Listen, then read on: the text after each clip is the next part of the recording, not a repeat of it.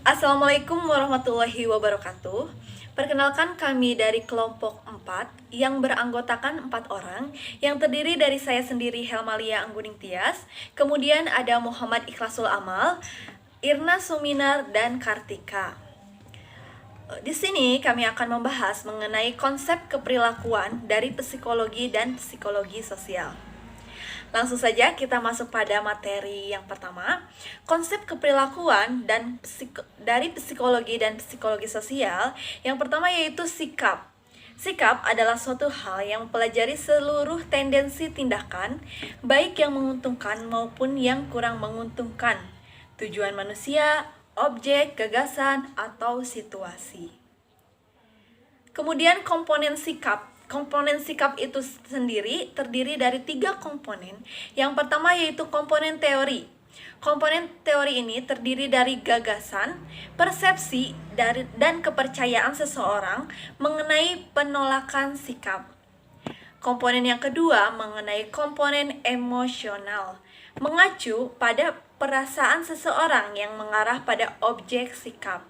Dan yang ketiga, komponen perilaku, mengacu pada bagaimana suatu kekuatan bereaksi terhadap objek atau sikap. Selanjutnya, mengenai sikap dan konsistensi. Orang-orang mengusahakan konsistensi antara sikap-sikapnya serta antara sikap dan perilakunya.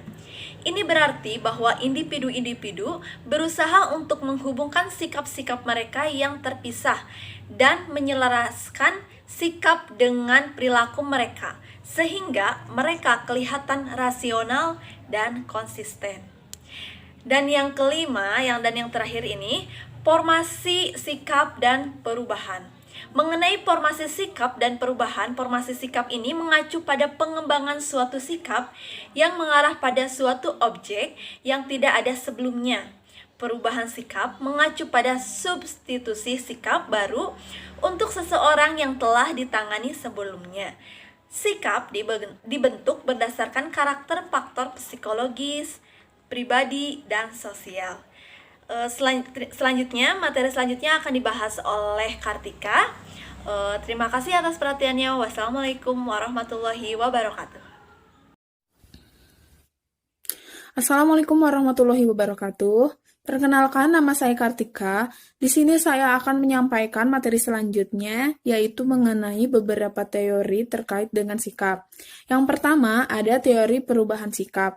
Nah, dalam teori ini, sikap dapat berubah sebagai hasil pendekatan dan keadaan, serta sikap dapat berubah tanpa dibentuk. Kemudian yang kedua, teori pertimbangan sosial. Nah, teori ini menjelaskan bahwa manusia dapat menciptakan perubahan dalam sikap individu jika manusia tersebut mau memahami struktur sikap orang lain. Kemudian teori yang ketiga, ada teori konsistensi dan teori perselisihan. Nah, teori konsistensi menjaga hubungan sikap dan perilaku, sedangkan teori perselisihan merupakan variasi dari teori konsistensi. Kemudian yang keempat, ada teori disonansi kognitif. Nah, teori ini menjelaskan hubungan antara sikap dan perilaku. Jadi, disonansi dalam hal ini berarti adanya suatu inkonsistensi. Kemudian yang kelima, ada teori persepsi diri.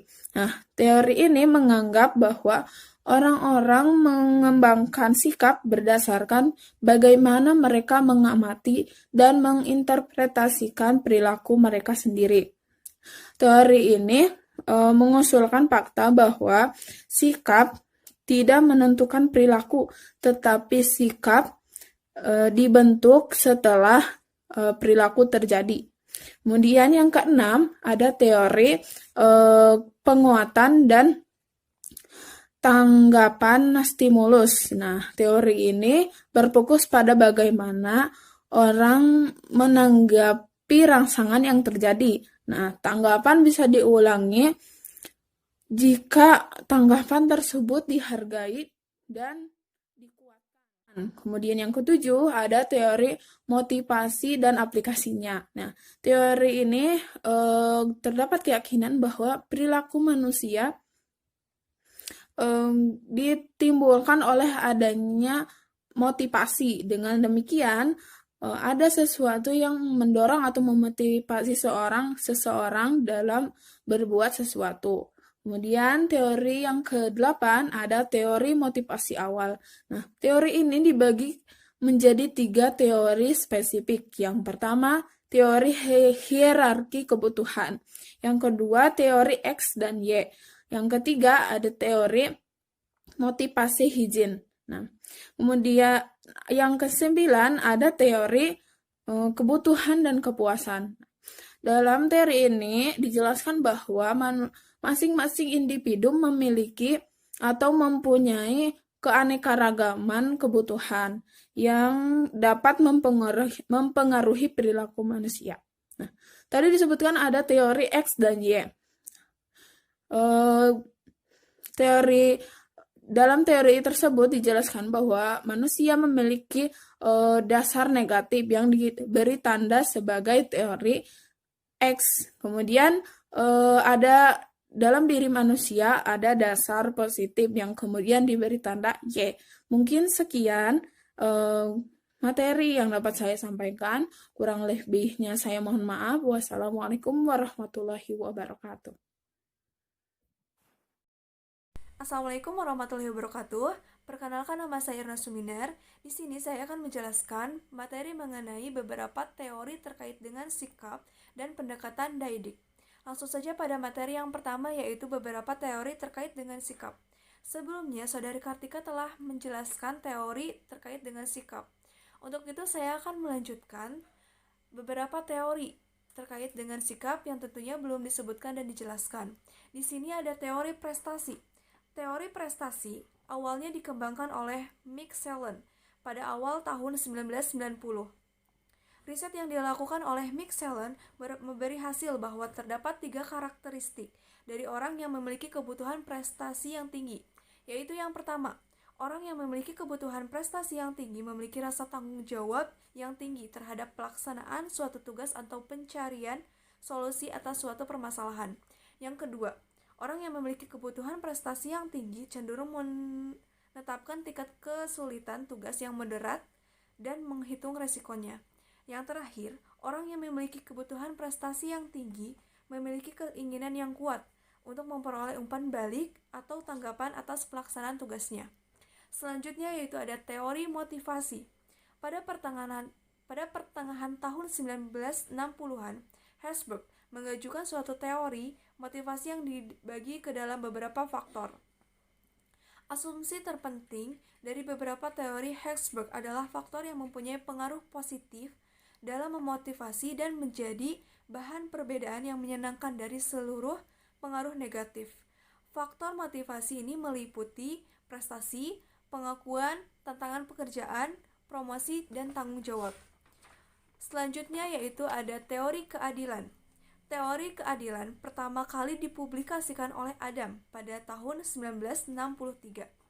Dalam teori keadilan, kunci ketidakpuasan terhadap pekerjaan yang dilakukan oleh seorang individu adalah jika orang tersebut membandingkannya dengan lingkungan lainnya. Selanjutnya ada teori hierarki. Teori hierarki menganggap bahwa kebutuhan akan manusia memiliki 3 hierarki kebutuhan, yaitu kebutuhan akan eksistensi, kebutuhan akan keterikatan, dan kebutuhan akan pertumbuhan. Selanjutnya, teori harapan. Ide dasar teori ini adalah bahwa motivasi ditentukan oleh hasil yang diharapkan akan diperoleh seseorang sebagai akibat dari tindakannya. Variabel-variabel kunci dalam teori harapan adalah usaha, hasil, harapan. Selanjutnya, teori penguatan.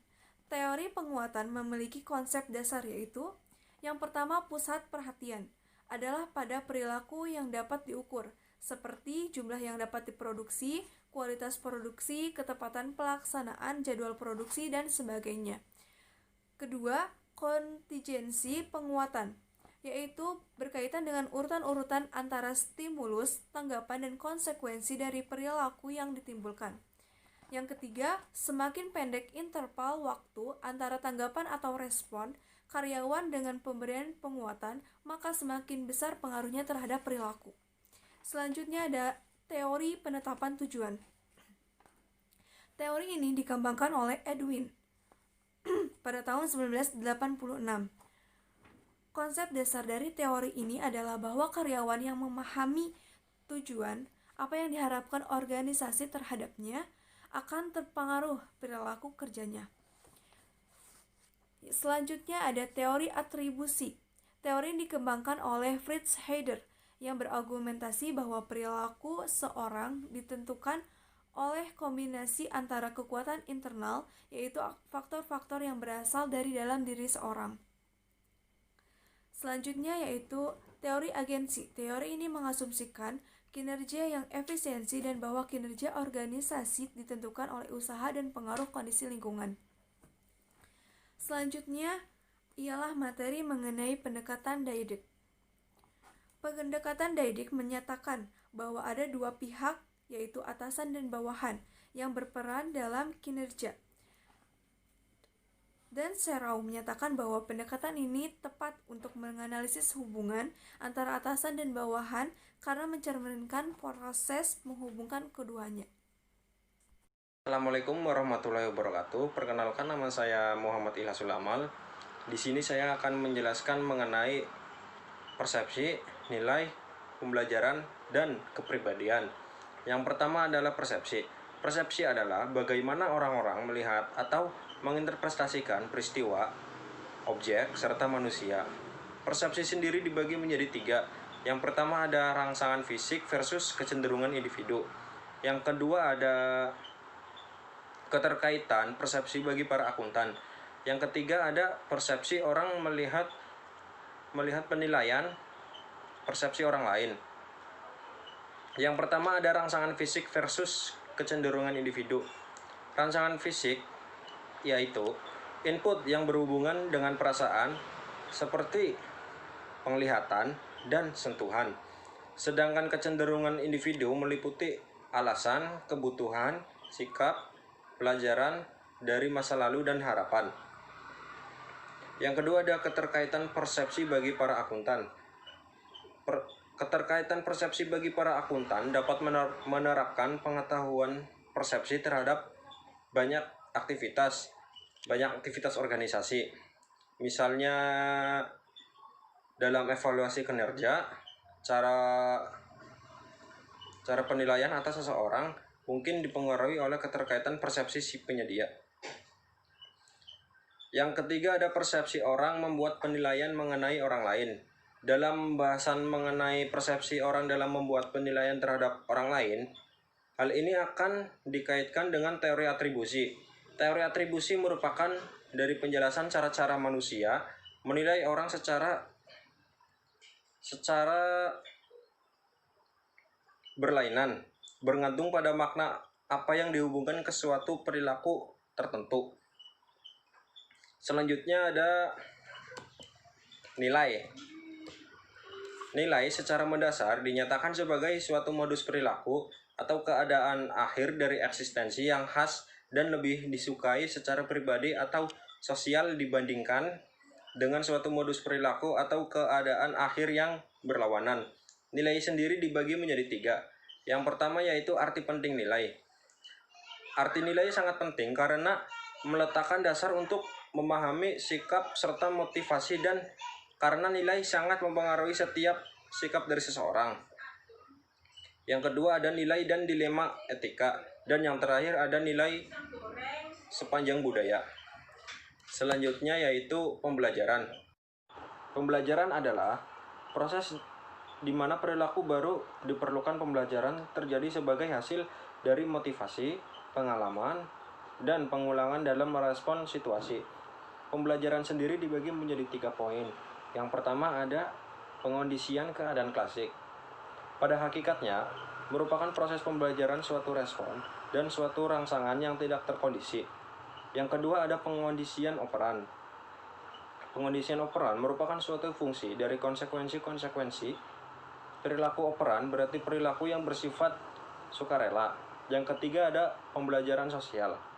Pembelajaran sosial yaitu teori pembelajaran suatu perpanjangan dari pengondisian operan, di mana teori tersebut mengandalkan perilaku sebagai suatu fungsi dari konsekuensi-konsekuensi. Teori itu juga mengakui eksistensi pembelajaran observasional. Materi yang terakhir yaitu kepribadian. Aplikasi utama dari teori kepribadian dalam organisasi adalah memprediksi perilaku. Kepribadian sendiri dibagi menjadi 5 poin. Yang pertama ada penentu kepribadian. Suatu argumen dini dalam riset kepribadian adalah apakah kepribadian seseorang merupakan hasil keturunan atau dari lingkungan. Yang kedua ada keturunan. Pendekatan keturunan berargumentasi bahwa penjelasan paling akhir dari kepribadian seseorang individu adalah struktur molekul dari gen yang terletak dalam kromosom. Yang ketiga ada lingkungan, di mana di antara faktor-faktor yang menekankan pada pembentukan kepribadian adalah budaya di mana seseorang dibesarkan, pengendalian dini, dan norma-norma yang ada di lingkungan sekitar. Keempat adalah situasi. Situasi ini sangat mempengaruhi dampak keturunan dan lingkungan terhadap kepribadian. Kepribadian seseorang walaupun kelihatannya sangat mantap dan konsisten, dapat berubah pada kondisi yang berbeda. Dan yang terakhir yaitu emosi. Demikian materi yang bisa saya sampaikan. Selebihnya saya mohon maaf. Wabillahi taufiq wal hidayah. Wassalamualaikum warahmatullahi wabarakatuh.